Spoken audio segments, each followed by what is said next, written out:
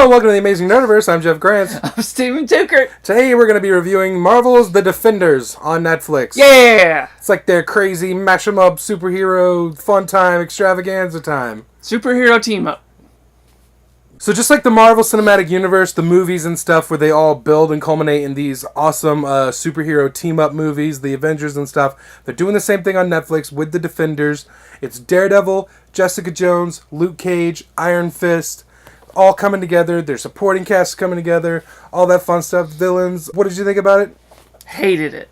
Yeah, it was not good. It Jinx. was great. I had a lot of fun with this. It was... I hate what we just did, but leave it in though. Okay. It started off a bit slow in the first couple episodes, but when it starts to come together, I think maybe at the end of the second episode and as it goes into the third, it really starts to get enjoyable, and all the characters coming together was exciting because this has been 3 years in the making to see all these characters come together and interact like this. Mm-hmm. I thought Daredevil was great. I thought his character progressed and matured kind of as a leader, but not really like a Captain America type leader, but more of like a reluctant leader. I've been doing this for a little while, so I kind of know what to do type of leader. Daredevil's my favorite of the characters already, and I just wanted to see him just hit the ground running in this show, and he was the slowest build out of all of them to get to, get in action and get to be the Daredevil we know and love. He got there eventually, and it was a lot of fun. Yep. Jessica Jones, what'd you think of Jessica?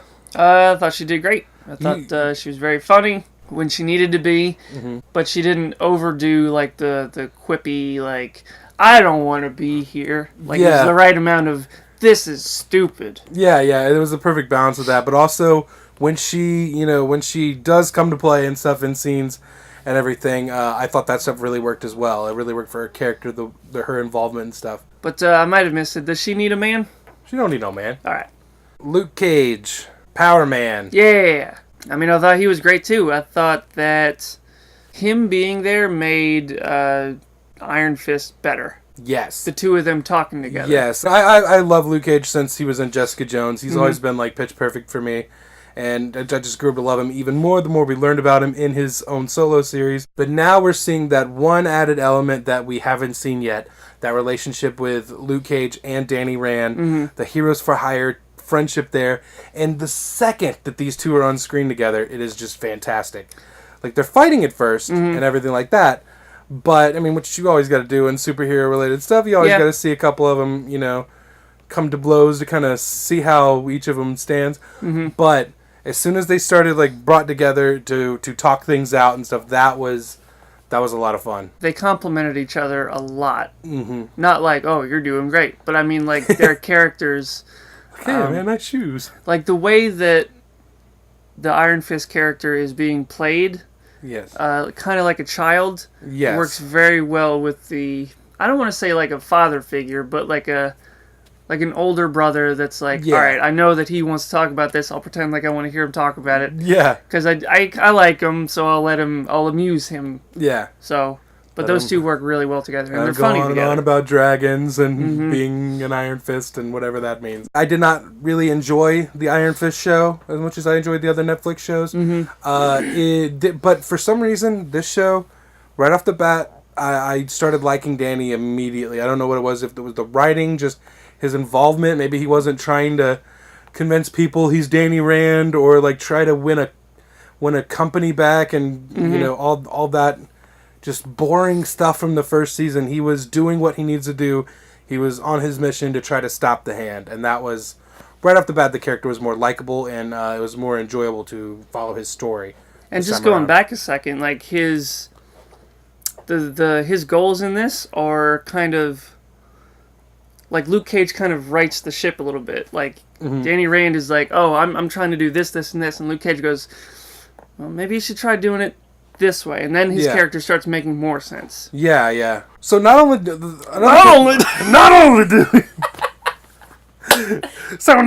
do we have all these great characters, these superhero characters coming together, we also have both of their supporting casts coming together for the first time in this show. So it's a lot less expensive, I think, than in the Marvel, like the Avengers movies. Yeah. It's cool seeing like Foggy and Karen from Daredevil. Fozzie Bear, yeah. And like, Malcolm and Trish from Jessica Jones, Colleen Wing, Misty Knight. It's great seeing all those characters come together in the show and interact and everything. That was cool. Like, and it was surprising how well it all worked. Yeah. Like, even, like, all 4 shows on their own, Iron Fist didn't work, but still coming together, it made the Iron Fist stuff work in this world. What'd you think of Sigourney Weaver?